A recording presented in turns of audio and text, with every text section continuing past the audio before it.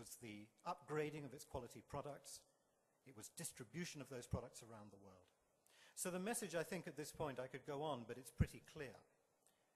It was best expressed not by me, but by the Greek philosopher Socrates, who said, "The way to achieve a better reputation is to try to be what you desire to appear." Or in other words, it is not possible to construct a reputation. A reputation can only be earned. Most countries have the reputation they have because they don't deserve a better one. And I think one of the most valuable objectives that any country can have when looking into these issues is to be perfectly, absolutely, totally objective. And to say, this reputation that we have today, this image that we don't like, that we're dissatisfied with. By the way, every country is dissatisfied with its image. I have never yet come across a country that is satisfied with its image. Why have we got this image today? Is it because everybody out there is ignorant and stupid? No. It's because we don't deserve a better one. And that's either because we haven't done the right things, or it's because we've done the right things but we've not made them attractive or interesting enough. But 99 times out of 100, it's because the country simply doesn't matter. And so I would urge people always to think in terms of relevance before they think of anything else. Rather than asking the question, what can we say to make Korea famous? We should be asking the question, what can we do to make Korea relevant? It's a mystery, isn't it, that Korea ranks so high in substance and yet ranks so low in perception. But in reality, there's no mystery to it at all. The simple reason why Korea ranks so low in perceptual terms is because it lacks relevance to most people in most other countries. Why would somebody in the United States or Argentina, or anywhere else for that matter, think about Korea from one day to the next? You may be a successful country, but what have you got for them? What have you done for them? Why should they think about you? My research suggests that most people in most countries only ever really think of, at most, about 10 countries. They think about their own country, not a lot, just a little bit. And then they think of about 9 other countries which they consider to be globally prominent, the mainstream players, the countries that are always in the news because they're important, economically or politically or for some other reason. And that's about it. Those countries for them exist, they're in the mainstream. Now, the last time I checked, there were about 190 other countries in the world. That basically means that 180 countries, for the vast majority of people on this planet, effectively do not exist. Now, Korea, for most other countries, is not in the top 10. It's not in the mainstream. It has no reason to be. There's nothing wrong with it. It's just not particularly relevant to most people's lives. For Korea to want to go from the 180 countries that don't exist into the mainstream of the 10 that do exist is a very, very significant ambition. Which one of those 10 are you going to knock out in order to be in the top 10? America? Sweden? France? Germany? Japan? These are the terms in which one has to think. Now, number 15, is a very significant ambition as well. I have to say that the ambition to get Korea from number 30 in my index to number 15 is absolutely impossible. This cannot happen.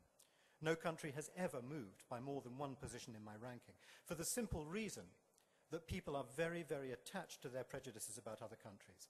Almost nothing on earth can make them change their mind about another country. We all rely on these views, these simple brands of other countries, to navigate in a complex global environment, and almost nothing will make us change our minds about them. So there is simply no possibility, I'm afraid, at least on my index, of Korea moving from number 30 to number 15, at least not in our lifetimes. But its score can change by much smaller amounts. What I have to say in conclusion is that I'm tremendously impressed by the sophistication of what we've just heard from Dr. Yu. This field really has come on. When I first started talking about nation brand, getting on for 20 years ago, my task then was to try to persuade governments that reputation was important. Today, I come to a country like Korea and I find a project that's already been developed that says right from the very beginning, this is nothing to do with marketing, this is nothing to do with advertising. This is about earning our place in the community of nations, gaining importance for ourselves, talking about reality and substance rather than spin and propaganda. I can't tell you how pleased and proud that makes me feel, because this field, which I like to think that in some way I contributed to starting, is beginning to come of age. And governments are beginning to understand not just that this is very, very important indeed, but also that it cannot be achieved by mere propaganda. You cannot create a new reputation for yourself. You have to build it through substance, through innovation, through policies, and through investment. And I'm delighted to see that the intention of the Korean government is to do precisely that. You will not gain 15 places in my index, I'm sorry to say, but you are on track for doing this very difficult thing much better than many other countries have done up until now. Thank you very much.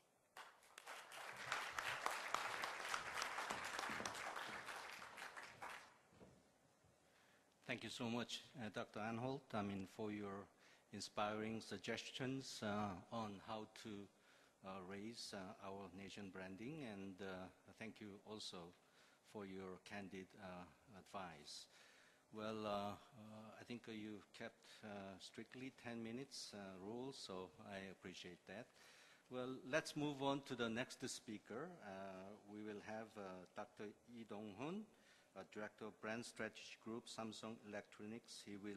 His title is Nation Brand Dual Octagon Model. Dr. Lee, please.